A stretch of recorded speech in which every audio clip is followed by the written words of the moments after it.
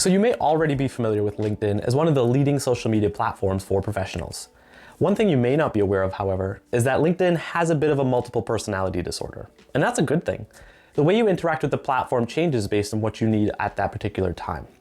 So typically when people think of LinkedIn, especially those early stage professionals, they think of it as an online resume.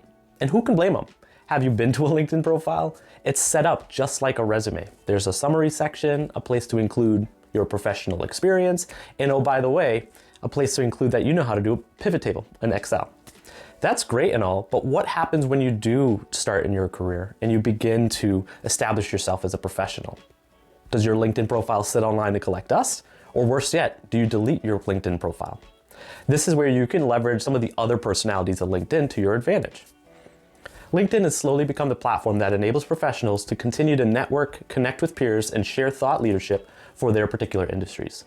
Professionals are starting to use the power of LinkedIn to stay up to date with the latest news and thought leadership from executives that help them make business decisions. I may be dating myself here, but LinkedIn has replaced the Monday morning newspaper for C-level executives. C-level executives are browsing LinkedIn, reading stories and articles and blogs to stay up to date with what's happening in their industries.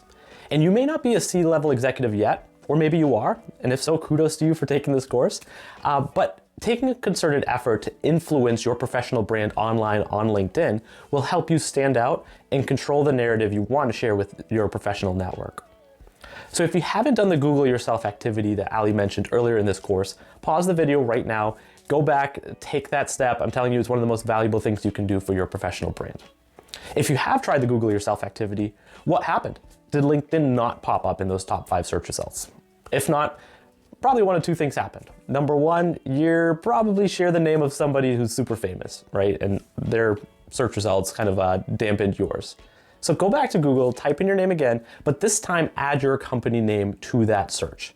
That'll hopefully eliminate some of the noise with that celebrity and bubble up your information to the top.